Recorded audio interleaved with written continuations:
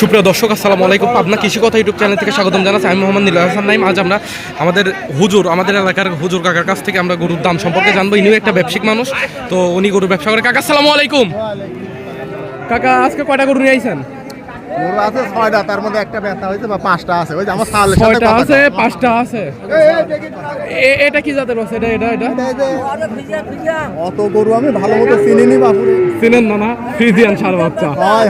এটা কত দাম চাচ্ছেন? এটা দাম আছে 65। কত হলে বিক্রি করবেন? বেচা ওই 60-এর নিচেই আছে। 60-এর নিচে 1-2 হাজার কম হলে বিক্রি করে দিবেন। হ্যাঁ। এই বছরটা কি জাতের আছে? এই বাচ্চাটা ওইটা করজ গরু, করজ গরু। তো এটার বয়স কেমন আছে? 7 মাস। 6-7 মাস বয়স আছে। এটার দাম কত চাচ্ছেন?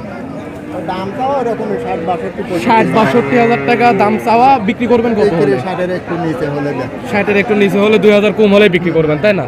58 হাজার টাকা হলে এই গরুটা বিক্রি হবে। 58, এই যে এখানে দুইটা বাচ্চা একসঙ্গে দেখতে পাচ্ছি, সেম ক্যাটাগরি। হ্যাঁ। এই দুইটা বাচ্চা কি জাতের বাচ্চা? ওইগুলো হচ্ছে ওই যে মার্কা মারা গরু, ফ্রিজিয়ান, অরিজিনাল হলস্টিয়ান ফ্রিজিয়ান। মার্কা লাগে। তো এই দুইটার দাম কত চাচ্ছেন জোড়াই? ওই জোড়া মনে করো যে 60-1,20,000 পার হতে হবে। 60-1,20,000 টাকা পার হতে হবে। মানে পার না হয় যদি 20,000 দেয় বেচবেন না? তাহলে তো বেকায়দায় ফেলে দিবেন। বেকায়দায় পড়ে যাবেন না? যাই হোক, কম বেশি বেচা কিনা হ্যাঁ, চলবে, বেচা কিনা বেচা কিনা করা যাবে। তো কাকা আপনার মোবাইল নাম্বারটা একটু বলবেন আমাদেরকে। আমার মোবাইল নাম্বার আচ্ছা, আমরা স্ক্রিনে মোবাইল নাম্বারটা দিয়ে দিব। আপনারা যারা গরু নিতে চান তারা অবশ্যই স্ক্রিনে দেওয়া নাম্বারে যোগাযোগ করেন, ইনশাল্লাহ নিতে পারবেন এই গরুগুলো।